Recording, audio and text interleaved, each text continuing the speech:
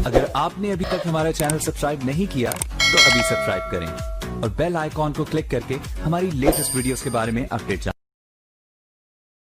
किसान इनके मैनिफेस्टो में रहता है, किसान इनके भाषणों में रहता है, लेकिन किसान कभी भी इनके रियल एजेंडा में नहीं रहता। 58% लोग डायरेक्टली एग्रीकल्चर पे डिपेंडेंट हैं और जब इतना बड़ा वोट बैंक इन्वॉल्व होता है किसी चीज में तो वहां से शुरू होती है पॉलिटिक्स। और जितनी भी गवर्नमेंट आई है सबने एक ही राग अलापा है कि पहले किसान कच्चे में रहता था, हमने पक्का कर दिया, पहले वो चूल्हा जलाता था, हमने गैस दिला दी।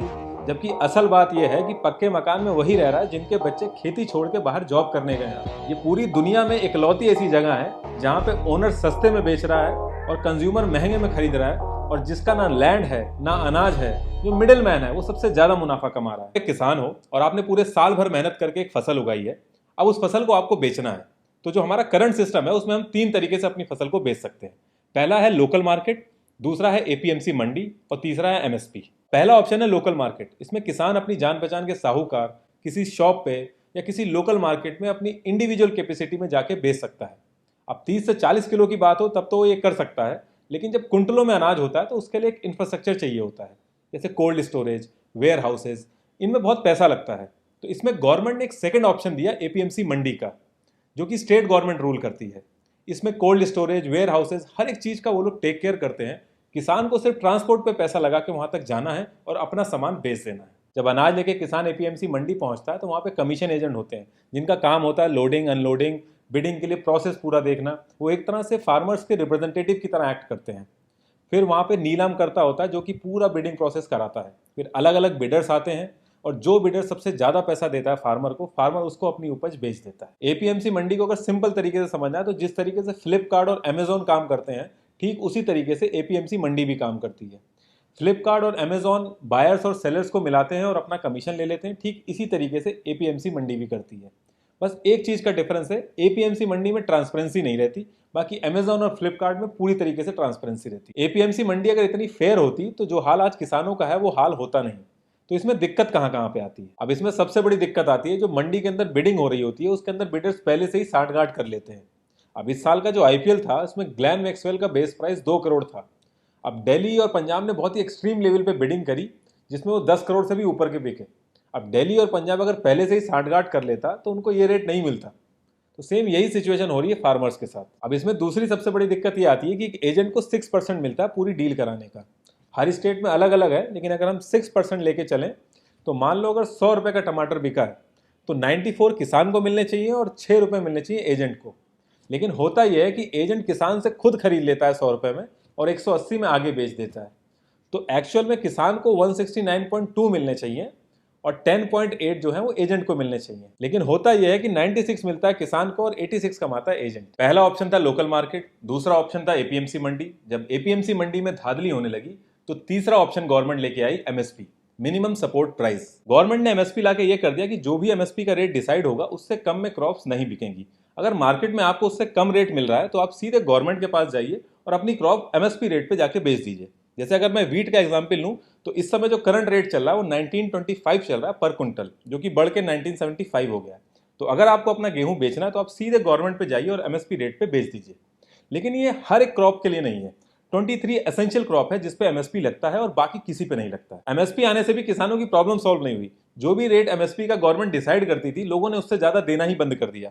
बिडिंग प्रोसेस में भी एमएसपी का जो रेट होता था उसके आसपास ही बिडिंग लगती थी। यहाँ तक कि जो लोकल साहूकार भी थे वो भी यही कहते थे कि आपको बेचना एमएसपी पे ही जाके है, तो इतना ट्रांसपोर्ट का पैसा आप लगा रहे हैं, इससे बढ़िया आप यहीं बेच दीजिए। तो कुल मिला के जो मिनिमम सपोर्ट प्राइस था ये मैक्सिमम सपोर्ट प्राइस बन गया। अब इसमें एक दिक्कत और आती है कि एमएसपी पूरे इंडिया में सेम रहता है, लेकिन फार्मिंग की जो कॉस्ट होती है वो हर एक स्टेट में अलग अलग आती है। इतनी सारी दिक्कतों के बाद भी जब किसान एमएसपी पे बेचने निकलता है तो वहां भी कालाबाजारी आ गई है। एमएसपी का जितना भी प्रोसेस है, मैनेजमेंट और स्टोरेज, वो सारा एफसीआई देखती है। तो जब किसान अपनी फसल लेके वहां पहुंचता है तो उसको कोई ना कोई बहाना बना के उससे चक्कर लगवाए जाते हैं। अब किसान की जो फसल है वो हर दिन उसका रेट कम होता है, फसल खराब होने का भी डर रहता है और जो उसने बैंक से लोन लिया है उसका इंटरेस्ट हर दिन बढ़ता है। तो किसान ज़्यादा दिन वेट नहीं कर सकता, वो मार्केट में जो भी रेट मिलता है उसमें जाके वो बेच देता है। फिर वही अधिकारी उसी मार्केट में जाके कम रेट में खरीदता है और जो गवर्नमेंट का रजिस्टर्ड होता है उसमें एमएसपी का रेट चढ़ा देता है। एमएसपी बर्डन बन चुका है गवर्नमेंट के ऊपर, ये गवर्नमेंट खुद कई बार बोल चुकी है। गवर्नमेंट एमएसपी के रेट पे खरीदती है और कम दामों में राशन कार्ड पे उसको देना पड़ता है। अगर मैं करंट सिचुएशन की बात करूं तो 19 रुपये 25 पैसे पर केजी के हिसाब से उसको गेहूं खरीदना पड़ता है और 2 रुपये पर केजी के हिसाब से राशन पे देना पड़ता है। और जो इंफ्रास्ट्रक्चर की वजह से जो नुकसान होता है हर साल, वो अलग से 90,000 करोड़ का नुकसान हुआ है अनाज खराब होने की वजह से, क्योंकि प्रॉपर इंफ्रास्ट्रक्चर ही नहीं है हमारे पास। अब ये तो हो गई करंट सिचुएशन फार्मर की। अब ये जो नए बिल आए हैं, इनसे क्या क्या चेंजेस आएंगे। जून 2020 में गवर्नमेंट इस बिल को ऑर्डिनेंस की तरह लेके आई। जब एक्सट्रीम सिचुएशन हो और पार्लियामेंट सेशन ना रन कर रहा हो, तो प्रेसिडेंट ऑफ इंडिया के पास पावर होती है कि वो इस तरीके के ऑर्डिनेंस ला सकते हैं। तो पहला है the farming produce trade and commerce. इसमें आप एपीएमसी मंडी के बाहर भी बेच सकते हैं। जो छोटा किसान है, जो स्मॉल स्केल फार्मिंग करता है, वो अभी भी मंडी के बाहर ही बेचता है। लेकिन अगर आप एक लार्ज स्केल फार्मिंग करते हैं और आप चाहते हैं कि गवर्नमेंट एमएसपी से आपकी फसल सिक्योर रहे, तो आपको एपीएमसी मंडी के अंदर ही बेचना होगा। 7,000 एपीएमसी मंडी एरिया वाइज डिवाइडेड है और हर किसान को अपने एरिया की एपीएमसी मंडी में आके ही अपनी फसल बेचनी होगी। अब मान लो एक किसान डिस्ट्रिक्ट के बॉर्डर पे रह रहा है, दूसरे डिस्ट्रिक्ट की एपीएमसी मंडी उसके पास में है, लेकिन उसके बाद भी उसको अपने एरिया की ही एपीएमसी मंडी में आना होगा और फसल बेचनी होगी। तो इस बिल के आने से अब किसान एपीएमसी मंडी के बाहर भी बेच सकता है किसी भी प्राइवेट कंपनी को, और जो भी सेल और परचेज होगा उस पर स्टेट गवर्नमेंट कोई भी टैक्स नहीं ले पाएगी। जब किसान इतनी दूर से ट्रांसपोर्ट में पैसा लगा के एपीएमसी मंडी पहुंचता है और एपीएमसी मंडी वालों को भी पता है वो यहाँ के अलावा कहीं बेच नहीं सकता, तो ऐसे केस में मोनोपोली हो जाती है और किसान की जो नेगोशिएशन पावर है वो खत्म हो जाती है। आप कभी भी वीक साइड पे बैठ के नेगोशिएशन नहीं कर सकते। ओवरऑल अगर आप देखेंगे तो इस बिल से लार्ज स्केल फार्मर को ही फर्क पड़ेगा। जो स्मॉल स्केल फार्मर है वो ऑलरेडी मंडी के बाहर बेच रहे हैं और उनका अनाज इतना नहीं होता कि वो ट्रांसपोर्ट में पैसा लगा के दूसरे स्टेट में जाके बेचें। अब अगर ये बिल इतना अच्छा है तो फार्मर्स प्रोटेस्ट क्यों कर रहे हैं? तो सारी बात आ जाती है गवर्नमेंट की इंटेंशन पे। फार्मर्स को ये लग रहा है कि प्राइवेट प्लेयर्स को इन्वॉल्व करके गवर्नमेंट जो एमएसपी का बर्डन है उससे पीछा छुड़वा रही है। दूसरी दिक्कत इसमें यह भी हो सकती है कि जब प्राइवेट प्लेयर्स इसमें इन्वॉल्व होंगे तो एपीएमसी मंडी को नुकसान होगा और कोई भी मंडी नुकसान में नहीं रन करेगी। तो ये भी माना जा रहा है कि जब 3-4 साल ये प्राइवेट कंपनीज बहुत अच्छा रेट देंगी, जब एपीएमसी मंडी डेड हो जाएंगी तो प्राइवेट कंपनीज अपनी मनमानी करेंगी। जब बीएसएनएल के पैरेलल में एयरटेल और आइडिया आए थे तो लोगों को लग रहा था कि उनको एक बेटर ऑल्टरनेटिव मिल गया है, और जब बीएसएनएल डेड हो गया तो एयरटेल और आइडिया ने मन चाहे रेट लिए। फिर यही सेम चीज जियो ने एयरटेल और आइडिया के साथ करी। शुरू में इंटरनेट फ्री दिया और बाद में फिर उसका चार्ज लिया, और आज की डेट में एयरटेल और आइडिया दोनों ही लॉस में है। गवर्नमेंट स्कूल के पैरेलल में भी जब प्राइवेट स्कूल आए थे तो सेम चीज हुई थी, लेकिन आज जब गवर्नमेंट स्कूल में कोई जाना नहीं चाह रहा तो प्राइवेट स्कूल अपनी मनमानी कर रहे हैं। अब दूसरा बिल है the farmers empowerment and protection agreement. जैसे कि इसके नाम में ही क्लियरली मेंशन है एम्पावरमेंट एंड प्रोटेक्शन एग्रीमेंट, तो इससे क्लियरली पता चल रहा है कि फार्मर और एक प्राइवेट कंपनी के बीच में एक लीगल एग्रीमेंट होगा। फार्मिंग के अंदर जब प्रोडक्शन ज्यादा होता है तो प्राइस कम होता है, और जब प्रोडक्शन कम होता है तो प्राइस ज्यादा होता है। अब किसान कोई एनालिस्ट नहीं है जो ये सारी चीजें प्रिडिक्ट कर सके, तो इसलिए उसको कभी कभी नुकसान भी होता है। तो इस बिल के आने के बाद अगर फार्मर इन सब चीजों से बचना चाहता है तो एक लीगल कॉन्ट्रैक्ट साइन कर सकता है किसी भी प्राइवेट कंपनी से, जिसमें पहले से ही रेट डिसाइडेड होगा। इसमें प्राइवेट कंपनीज किसान को बताएंगी कि उनको कैसी फसल चाहिए, और लैंड प्रिपरेशन हो गया, पेस्टिसाइड, फर्टिलाइजर्स, वेयर हाउसेज, इन सारी चीजों में मदद करेंगी। अब इसमें दिक्कत ये आ सकती है कि फसल पूरी होने से पहले ही कोई कंपनी लॉस में आके अगर बंद हो गई या दिवालिया हो गई तो उस केस में किसान का क्या होगा, या जैसी फसल एक कंपनी चाहती है वैसा प्रोडक्शन ना हो तो उस केस में क्या होगा। देखिए एक लीगल कॉन्ट्रैक्ट है और लीगल कॉन्ट्रैक्ट में हमेशा डिस्प्यूट होते हैं, और कोर्ट के अंदर एक किसान का इतने बड़े बिजनेस जाइंट के सामने खड़ा होना बहुत ही मुश्किल है। अगर एक 6-7 हजार के आप वकील को राम जेठमलानी के सामने लाके खड़ा कर दोगे तो फिर सही गलत की चीजों का कुछ फर्क रह नहीं जाता। अब इसमें दूसरी दिक्कत तो ये आ रही है कि शुरू के 3-4 साल तो कंपनीज अच्छे रेट में कॉन्ट्रैक्ट करेंगी, और एक बार जब एपीएमसी का ऑप्शन खत्म हो जाएगा तो फिर कंपनीज अपनी मनमानी करेंगी। तो फार्मर्स ये चाह रहे हैं कि इसके अंदर एमएसपी भी ऐड हो जाए, लेकिन अगर गवर्नमेंट इसके अंदर एमएसपी ऐड करेगी तो वो घूम फिर के वहीं खड़ी हो जाएगी जिस चीज से वो बचना चाह रही थी। अब तीसरा और आखिरी बिल है द एसेंशियल कमोडिटी बिल। ये कोई नया बिल नहीं है, ये 1955 में आया था ये बिल, और इस बार इसमें कुछ चेंजेस किए गए हैं। तो पहली चीज तो ये बिल आया ही क्यों, इसकी जरूरत क्यों है? तो इस बिल को लाया गया था होर्डिंग को रोकने के लिए, यानी कालाबाजारी को रोकने के लिए। ये बिल कहता है कि जो भी जरूरत की चीजें हैं उनको आप स्टोर नहीं कर सकते।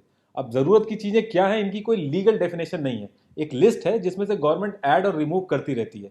जैसे कि मार्च 2020 में हैंड सैनिटाइजर और मास्क को गवर्नमेंट ने ऐड कर दिया था इस लिस्ट में, और फिर 1 जुलाई 2020 को इस लिस्ट से इसको हटा दिया था। जैसे ही इस लिस्ट के अंदर कोई प्रोडक्ट आता है तो सारा production, supply, distribution government control करने लगती है। जब डिमांड बढ़ती है तो प्राइस भी बढ़ता है। अगर आज की डेट में पूरे मार्केट से कोई आलू उठा के स्टोर कर ले तो अचानक से आलू के प्राइस बढ़ जाएंगे, फिर अपने मन मुताबिक वो आलू को बेच सकता है जैसे चाहे वो। तो ऐसे केस में गवर्नमेंट आएगी और आलू को उठा के एसेंशियल लिस्ट में ऐड कर देगी।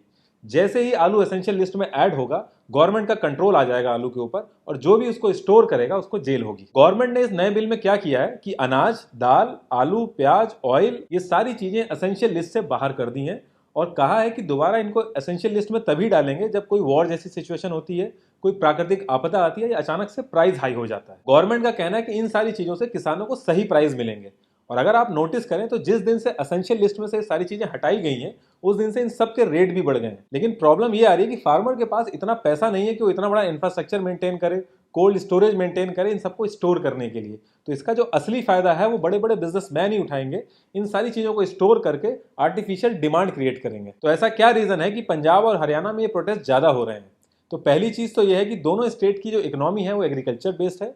दूसरी चीज, जो सेंट्रल गवर्नमेंट है वो हर साल गेहूं और चावल बल्क में खरीदती है। हरियाणा 60% से ज्यादा प्रोडक्शन करता है बासमती राइस का, और पंजाब ऑल ओवर इंडिया में 2/3 से ज्यादा गेहूं प्रोड्यूस करता है। जब सेंट्रल गवर्नमेंट बल्क में गेहूं और चावल खरीदती है तो स्टेट को 8.5% टैक्स देती है, जिसमें से 2.5% एपीएमसी मंडी को जाता है और 6% डायरेक्टली स्टेट के पास जाता है। अगर मैं सिर्फ पंजाब की बात करूं तो लास्ट ईयर 3600 करोड़ रुपए मिले थे इसी टैक्स से, जो कि ये लोग यूज करते हैं फ्री इलेक्ट्रिसिटी वगैरह देके फार्मर्स को इलेक्शन के टाइम पे।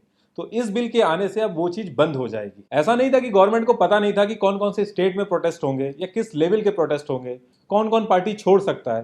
गवर्नमेंट को बहुत अच्छे से पता था, इसीलिए ये बिल जून में कोविड के टाइम पे लाया गया। प्रॉब्लम यह है कि हर एक पार्टी को पता है कि जो एग्रीकल्चर सेक्टर है 15% जीडीपी को कंट्रीब्यूट करता है। लेकिन अगर मॉडर्न इकोनॉमी की बात करें तो एग्रीकल्चर को हमेशा सेकेंडरी रखते हैं लोग। लेकिन उसके साथ साथ एक प्रॉब्लम यह भी रहती है कि 45% पॉपुलेशन इंडिया की डायरेक्टली एग्रीकल्चर पर डिपेंडेंट है और 15% इनडायरेक्टली डिपेंडेंट है। यानी कि कोई ट्रैक्टर की मैन्युफैक्चरिंग कर रहा है, कोई पेस्टिसाइड बना रहा है, तो 58% लोग डायरेक्टली एग्रीकल्चर पर डिपेंडेंट है। और जब इतना बड़ा वोट बैंक इन्वॉल्व होता है किसी चीज में, तो वहां से शुरू होती है पॉलिटिक्स। आप नोटिस करेंगे किसान इनके मैनिफेस्टो में रहता है, किसान इनके भाषणों में रहता है, लेकिन किसान कभी भी इनके रियल एजेंडा में नहीं रहता। जब से देश आजाद हुआ और जितनी भी गवर्नमेंट आई है, सबने एक ही राग आलापा है कि पहले किसान कच्चे में रहता था, हमने पक्का कर दिया। पहले वो चूल्हा जलाता था, हमने गैस दिला दी। जबकि असल बात यह है कि पक्के मकान में वही रह रहा है जिनके बच्चे खेती छोड़ के बाहर जॉब करने गए हैं। जिनका परिवार आज भी खेती में लगा है वो कच्चे मकान में रह रहे हैं आज भी। सबसे ज्यादा किसान के बच्चे फौज में जाते हैं। एक लग्जरी कार खरीदने आप अगर जाएंगे तो 7.5% से रेट ऑफ इंटरेस्ट स्टार्ट होता है। वहीं एक किसान ट्रैक्टर लेने जाता है और उसको लोन कराना है तो 17% तक का रेट ऑफ इंटरेस्ट लगता है। एवरेज लैंड होल्डिंग है इंडिया के अंदर 1.1 हेक्टेयर। अगर मैं 1 हेक्टेयर की बात करूं तो उसमें से 27 कुंटल गेहूं निकलता है 6 महीना खून पसीना बहाने के बाद।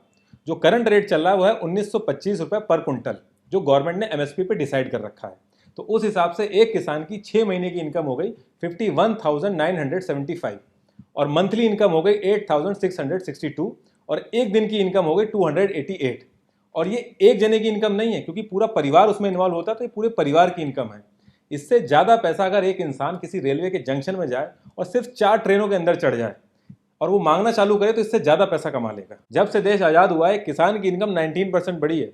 मतलब आजादी के टाइम पे अगर वो 100 रुपए कमा रहा था तो आज की डेट में वो 119 रुपए कमा रहा है। वहीं एक एमपी की सैलरी 280% बढ़ी है। और अगर एक एक्स एमएलए एक्स एमपी बनता है तो वो 2-2 बार पेंशन उठाता है। एक एमपी का अगर आप सैलरी ब्रेकअप देखोगे तो पूरे साल भर में उसके ऊपर जो कॉस्ट लगती है वो 40 लाख रुपए लगती है। मैं इन हैंड की बात नहीं कर रहा हूँ, मैं जो कॉस्ट लगती है उसकी बात कर रहा हूँ। और जिस रेट कार्ड में इनके कैंटीन में सामान मिलता है, पूरे इंडिया के अंदर वो रेट कार्ड में आपको सामान नहीं मिल सकता। जबकि उस रेट कार्ड की असली जरूरत तो एक किसान को है, ना कि करोड़पतियों को। करंट एमएसपी अगर आप मक्के की चेक करेंगे तो 1850 रुपए पर कुंटल है। अगर वहीं मैं केजी में बात करूं तो 18 रुपए 50 पैसे पर केजी है। और आप मार्केट में रेट चेक करेंगे तो 480 रुपए पर केजी, और थोड़ा सा अगर फ्लेवर्ड में आप जाएंगे तो 700 रुपए पर केजी है। तो ये जो डिफरेंस है, इससे आप आइडिया लगा सकते हैं कि बीच में कितना बड़ा मुनाफा छुपाया जा रहा है। ये पूरी दुनिया में इकलौती ऐसी जगह है जहां पे ओनर सस्ते में बेच रहा है और कंज्यूमर महंगे में खरीद रहा है, और जिसका ना लैंड है ना अनाज है, जो मिडिल मैन है वो सबसे ज्यादा मुनाफा कमा रहा है। और रही बात पार्लियामेंट में ये बिल सही तरीके से पास हुआ, वॉइस वोटिंग सही थी या गलत थी, तो इन सब चीजों में पढ़ के कोई फायदा नहीं है, क्योंकि ये सारी पार्टियां मिलकर बस एक्टिंग कर रही हैं मदद करने की, कोई एक्चुअल में मदद करना नहीं चाहता। 2019 में अगर आप ऑपोजिशन का मैनिफेस्टो देखेंगे तो पैराग्राफ 7 और सब क्लॉज 11 में वो लोग यही बिल लाने की बात कर रहे हैं। इनफैक्ट 2012 में ऑपोजिशन ने खुद स्मॉल स्केल पे कॉन्ट्रैक्ट फार्मिंग कराई थी, और आज की डेट में वो कह रहे हैं कि डेमोक्रेसी की हत्या हो गई है। 2001 में नवंबर के मंथ में अमृतसर के अंदर जो हमारी रूलिंग गवर्नमेंट है वो एसेंशियल कमोडिटी एक्ट को खुद ही अपोज कर रही थी। और ऐसा नहीं कि कोई और लीडरशिप कर रही थी, जो करंट लीडरशिप है वही इस चीज का अपोज कर रही थी। और आज की डेट में ये गेम चेंजर हो गई। किसानों की कंडीशन सही करने के लिए कोई बहुत बड़ा रॉकेट साइंस नहीं चाहिए। एक छोटा सा फ्रेमवर्क चाहिए जिसमें किसान जो कि लैंड का ओनर है, जिसकी फसल है, उसको सबसे ज्यादा प्रॉफिट हो। जब से हमारा देश आजाद हुआ है, हमारी गवर्नमेंट ने बहुत बड़े बड़े डिसीजन लिए हैं, पाकिस्तान के 2 टुकड़े कर दिए, 370 हट गया, रातों रात 500,000 के नोट हट गए। तो इन सब डिसीजन के आगे ये सब बहुत छोटी सी चीजें हैं, लेकिन ये होगा पॉसिबल तभी जब गवर्नमेंट चाहे। अगर आपने अभी तक हमारा चैनल सब्सक्राइब नहीं किया तो अभी सब्सक्राइब करें और बेल आइकॉन को क्लिक करके हमारी लेटेस्ट वीडियोस के बारे में अपडेट जानें।